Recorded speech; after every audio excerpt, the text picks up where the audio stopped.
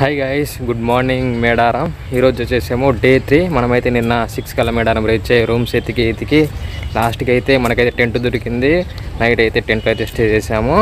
ఈరోజు అయితే మనం మేడారం మొత్తం తిరిగి ఎక్స్ప్లోర్ అయితే చేస్తా. Welcome back to my channel Bhadradri road. నేను మీ తెలుగు ట్రావెలర్ పండురాతో. టైం ఎగ్జాక్ట్గా 9:30 అవుతుంది. ఎండ మాత్రం బీపచ్చంగా అయితే దంచేస్తుంది. ప్రస్తుతం అయితే నేను హరిత గ్రాండ్ హోటల్లో అయితే ఉన్నా. ఇప్పుడే ఎమ్మెల్యే సీతక్క అయితే నా ముందు నుంచి క్రాస్ అయ్యింది.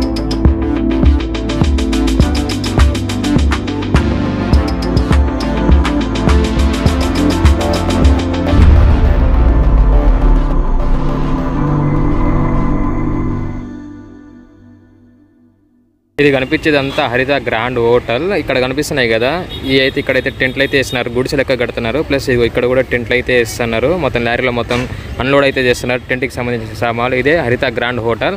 నేనైతే టిఫిన్ అయితే చేసేసా. ఇక్కడ నుంచి మనం అయితే బయటకు వెళ్దాం. ఫస్ట్ బయటకు వెళ్ళి జంపన్న వాగు దగ్గర నుంచి నేనైతే మొత్తం ఎక్స్ప్లెనేషన్ స్టెప్ బై స్టెప్ అయితే ఇస్తా. ట్రాఫిక్ అయితే బీపచ్చంగా ఉంది. నిన్న నేను రూమ్స్ ఎతికేటప్పుడు అంతకన్నా ట్రాఫిక్ ఏమీ లేదు. 7-8 అయ్యటానికి. ఇప్పుడు మార్నింగ్ చూడండి, అందరినీ అమ్మవారిని దర్శించుకోవడానికి వెళ్తున్నారు అందరూ. అప్పుడు ట్రాఫిక్ అయితే బీపచ్చంగా ఉంది. ఇది వచ్చేసి సర్కిల్, ఇలా అయితే వెళ్ళాలి గుడికి. బస్ స్టాండ్కి అయితే ఇలా రైట్ తీసుకోవాలి. నేను ప్రస్తుతం అయితే జంపన్న వాగు దగ్గరికి అయితే వెళ్తున్నా. ఇది కనిపించేది మేడారం ఎంట్రన్స్. అలా రావాలి, అలా వచ్చి లోపలికైతే ఎంటర్ అయితే అవ్వాలి. మనమైతే బ్యాక్ సైడ్ నుంచి మనమైతే ఎంటర్ అయ్యాం కదా తాడ్వాయి మీదుగా. ఇది వచ్చేసి మెయిన్ ఎంట్రన్స్. పసర నుంచి అయితే వస్తుంది ఈ రూటు. ఇదే వచ్చేసి జంపన్న వాగు కనిపిస్తుంది కదా. అయితే జంపన్న వాగుకి పేరు జంపన్న వాగు కాదు. జంపన్న యుద్ధంలో మరణించిన తర్వాత జంపన్న అని పేరు వచ్చింది. దీని అసలు పేరు వచ్చేసి సంపంగి వాగు అని పిలుస్తారు. మన కాకతీయ రాజులతో యుద్ధము అయ్యి జంపన్న చనిపోయి ఇదే వాగులో తన రక్తం ఏరులో పారినప్పుడు దీనికి జంపన్న వాగు అని పేరు అయితే పెట్టారు. మనమైతే లోపలికి వెళ్ళి కాలు చేతులు కడుక్కొని అయితే వద్దాము. వాటర్ అయితే చాలా తక్కువ అయితే ఉంది. ఎక్కడికక్కడే మొత్తము కట్టలక్క కట్టేసి ఇక్కడైతే స్టోర్ అయితే చేస్తున్నారు. భక్తుల కోసం వచ్చి, అంటే మామూలుగా నీళ్ళైనా టచ్ అవ్వాలి కదా, అంత దూరం నుంచి వచ్చాం కదా, అందుకనే జంపన్న వాగులో ఒక కాళ్ళు చేతులు గడుక్కొని మనమైతే తల మీద కొంచెం నీళ్లు చల్లుకొని మనమైతే దర్శనానికి అయితే స్టార్ట్ అయిపోతాం ఫ్రెండ్స్. సౌండ్ పొల్యూషన్ అయితే బీపచ్చంగా ఉంది. ఇక్కడ చూడండి చాలామంది అయితే స్నానాలు అయితే చేస్తున్నారు. సౌండ్ పొల్యూషన్ అసలు మామూలు లేదు. ఆల్రెడీ మీరు ఎంట్రన్స్ చూపించేటప్పుడు అన్ని వెహికల్స్ వెళ్తానే ఫుల్ సౌండ్ వినబడుతుంది, నాయిస్ బీపచ్చంగా వస్తుంది. ఇదంతా జంపన్న వాగే. వాగు లోపలికి అయితే వచ్చేసా. కనిపించేది బ్రిడ్జి మీద నుంచి అయితే అమ్మవారిని దర్శించుకోవడానికి అయితే వెళ్తున్నారు. ఇక్కడ వాటర్ అయితే చాలా తక్కువ అయితే ఉంది. మనం వెళ్ళి వాటర్ని అయితే టచ్ చేసి అయితే వద్దాము. జంపన్న వాగు వాటర్ ఇది టచ్ చేద్దాం, ఒకసారి టచ్ చేసుకొని వద్దాం. ఓకే ఫ్రెండ్స్, నేనైతే టచ్ చేసేసా. లోపలైతే చాలామంది అయితే ఫ్యామిలీలతో పాటు వచ్చి మంచిగా అయితే ఎంజాయ్ అయితే చేస్తున్నారు. ఓకే, మనమైతే జంపన్న వాగు వాటర్ని అయితే టచ్ చేసేసాం. మళ్ళీ నేనైతే పైకి అయితే వెళ్ళిపోతున్నా ఫ్రెండ్స్. నేనైతే జంపన్న వాగు దగ్గర నుంచి మళ్ళీ అమ్మవారి టెంపుల్ దగ్గరికి అయితే వెళ్తున్నా. జంపన్న వాగు దగ్గర నుంచి డైరెక్ట్ టెంపుల్కి అయితే ఒక 800 మీటర్స్ నుంచి 1 కిలోమీటర్ మధ్యలో అయితే ఉంటుంది. నేను ఎందుకు వాయిస్ ఓవర్ ఇస్తున్నానంటే సౌండ్ పొల్యూషన్ ప్లస్ పక్కన అయితే షాప్స్లలో మొత్తం అయితే సాంగ్స్ అయితే ప్లే అయితేనని చెప్పి నేనైతే వాయిస్ ఓవర్ అయితే ఇస్తున్నా. దగ్గర జంపన్న వాగు నుంచి టెంపుల్కి ఒక 1 కిలోమీటర్ అయితే ఉంటుంది. అలా జాలీగా అయితే నేనైతే అందరి మధ్యలో నడుచుకుంటూ అయితే వెళ్తున్నా. రోడ్ సైడ్ అయితే చాలా మంది వాళ్ళు మొక్కుకున్న ముడుపుల్ని అమ్మవారికి సమర్పించడానికి డోలు సన్నాయి సప్పులతో చాలా డాన్స్ వేసుకున్న అమ్మవారి టెంపుల్కి అయితే వెళ్తున్నారు. సమ్మక్క సారలమ్మ తల్లికి అయితే బంగారం అయితే సమర్పించాలి కదా. ఇక్కడైతే బంగారం అయితే తీసుకున్నా. ఒక్కొక్కటి అయితే 100 రూపీస్ అన్నారులే, కానీ నేనైతే 80 రూపీస్కి అయితే బార్గెన్ అయితే చేసా. 2 అయితే తీసుకున్నా. అయితే బంగారం తీసుకుని దర్శనం లోపలికి అయితే వెళ్తున్నా. చూసారు కదా, 2 అయితే తీసుకున్నా. అమ్మకి కూతురికి ఇద్దరికి అయితే ప్రసాదం అయితే సమర్పించాలంట. 2 అయితే తీసుకున్నా. లోపలికి అయితే వెళ్దాం. మన ముందు కనిపించేదే సమ్మక్క సారలమ్మ తల్లి టెంపుల్ ఎంట్రన్స్. చాలా మంది పబ్లిక్ అయితే ఉన్నారు. క్రౌడ్ అయితే బీభత్సంగా అయితే ఉంది. అమ్మవారికి అయితే మేకపోతుని కొన్ని బలైతే ఇస్తారు. అమ్మవారికి అయితే ప్రసాదంగా బంగారాన్ని అయితే అక్కడైతే సమర్పిస్తారు. చాలా మంది అయితే బంగారాన్ని తల్లికి కూతురికి అయితే తీసుకెళ్ళని క్యూ పద్ధతిలో అయితే వెళ్తున్నారు. వాళ్ళతో పాటు నేనైతే అమ్మవారిని దర్శించుకోవడానికి క్యూ పద్ధతిలో నేనైతే లోపలికైతే వెళ్తున్నాను. సమ్మక్క సారలమ్మ తల్లి చరిత్ర గురించి అయితే తెలుసుకుందాం. ఈ చరిత్ర వచ్చేసి 900 సంవత్సరాల చరిత్ర. మేడారం నుంచి 13 కిలోమీటర్ల దూరంలో ఒక చిన్న పల్లెటూరు ఉంది. ఆ రాజులు వచ్చేసి ఒక రోజు వేటగాని అడవికి అయితే వెళ్తారు. వేటకెళ్లే దారిలో పులుల మధ్యలో పుట్ట మీద ఒక చిన్న పాప అయితే కనిపిస్తుంది. ఆ పాపను తీసుకొచ్చి పెంచి పెద్ద చేసి మరొక రాజు అయిన పడిగిద్ద రాజు పెళ్లి అయితే చేస్తారు. ఆ పెళ్లి జరిగే సమయంలో ఒక వ్యక్తికి పాము కాటేసిందని సమ్మక్క తల్లికి తెలుస్తుంది. తెలియగానే అక్కడ ఉన్న మూలికలతో ఆ వ్యక్తికి పాము కాటేసిన దగ్గర న్యాయమైతే చేస్తుంది. అక్కడ ఉన్న ప్రజలు అప్పటి నుంచి సమ్మక్క తల్లిని ఒక దైవ రూపం అని చెప్పి కొలుస్తారు. ఒక రోజు కాకతీయ రాజుల దగ్గర నుంచి మేడారానికి ఒక పత్రం అయితే వస్తుంది. ఆ పత్రంలో వచ్చేసి మేడారం నుంచి కాకతీయకి ఈ సంవత్సరము దుడ్డు రాలేదని చెప్పి రాసి పెట్టి ఉంటుంది. అయితే అప్పుడు మొదలు మొదలైంది మేడారంకి కాకతీయ రాజులకి యుద్ధము. ఆ యుద్ధంలో మేడారం రాజు అయిన పడిగిద్ద రాజు ఆ యుద్ధంలో మరణించాడని సమ్మక్క తల్లికి తెలియగానే తన వారసులతో యుద్ధానికైతే సిద్ధమవుతుంది.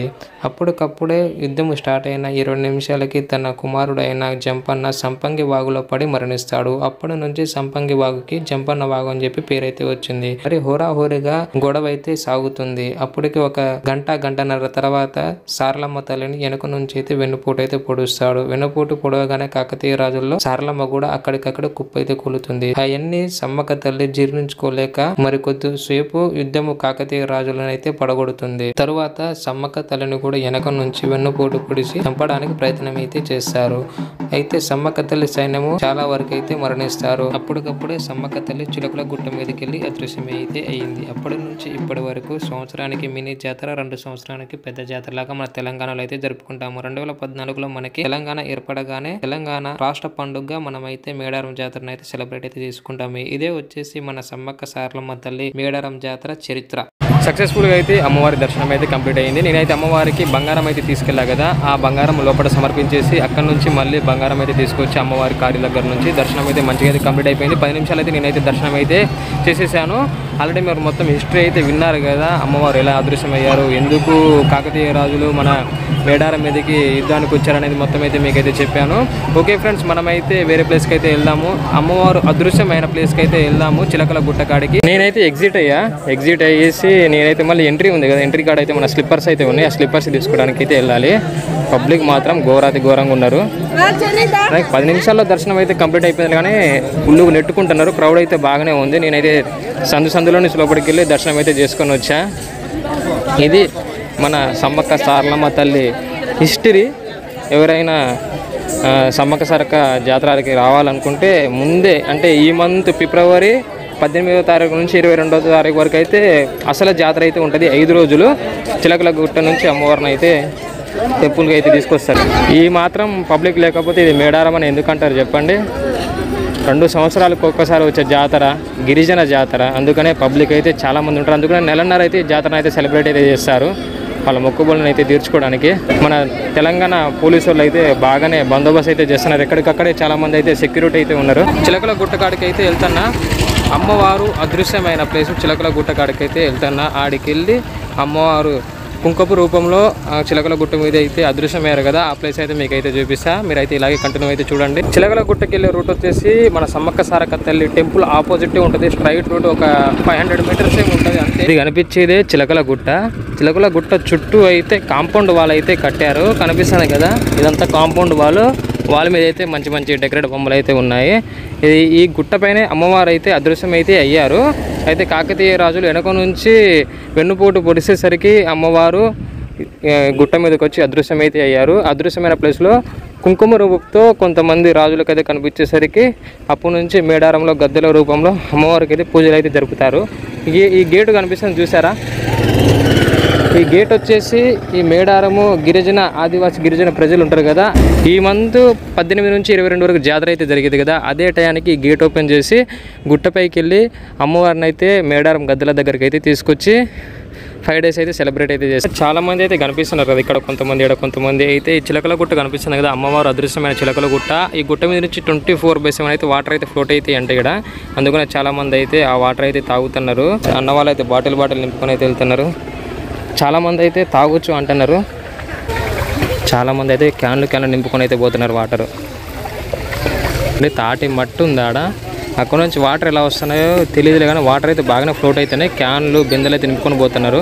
నేనైతే ఆ వాటర్ అయితే తాగాను. ప్యూర్ మినరల్ వాటర్ అయితే ఉన్నాయి. ఆ వాటర్ ఎక్కడి నుంచి వస్తున్నాయేమో తెలియదులే, కానీ వాటర్ అయితే బాగున్నాయి. నేను లోపల కొంచెం వాటర్ తాగేసి మళ్ళీ బయటికి అయితే వచ్చేసా. చాలామంది పిల్లలు కూడా ఆడుకుంటున్నారు ఇక్కడ. గుట్ట మీదకి వెళ్దామంటే ఇప్పుడైతే నాట్ అలౌడ్ అంట, పోనివ్వట్లేదంట గుట్ట మీదకి. అందుకనే ఆ నీళ్ళను కొంచెం తల మీద పోసుకొని వాటర్ తాగేసి అయితే వచ్చేసా. మన మేడారం సమ్మక్క సారక్క జాతర హిస్టరీ మీ అందరికీ తెలిసిందని అనుకుంటున్నా. కాబట్టి మీరు ఎవరైనా జాతరకి రావాలనుకుంటే జనవరి ఎండింగ్లోనే స్టార్ట్ అయ్యింది జాతర. ఫిబ్రవరి మంత్ మొత్తం అయితే ఉంటుంది. ఈ మంత్ ఎప్పుడైనా మీరైతే రావచ్చు. జనవరి 20 నుంచి ఫిబ్రవరి 28 వరకు అమ్మవారిని అయితే దర్శించుకోవచ్చు. ఓకే ఫ్రెండ్స్, ఈ వీడియో మీ అందరికీ నచ్చిందని అనుకుంటున్నాను. నచ్చితే కానీ తప్పకుండా లైక్ చేయండి, షేర్ చేయండి, సబ్స్క్రైబ్ చేయండి, పక్కన ఉన్న గంట సింబల్ అయితే యాక్టివేట్ చేసుకోండి. మరొక వీడియోతో మళ్ళీ కలుద్దాం. Stay tune, bye.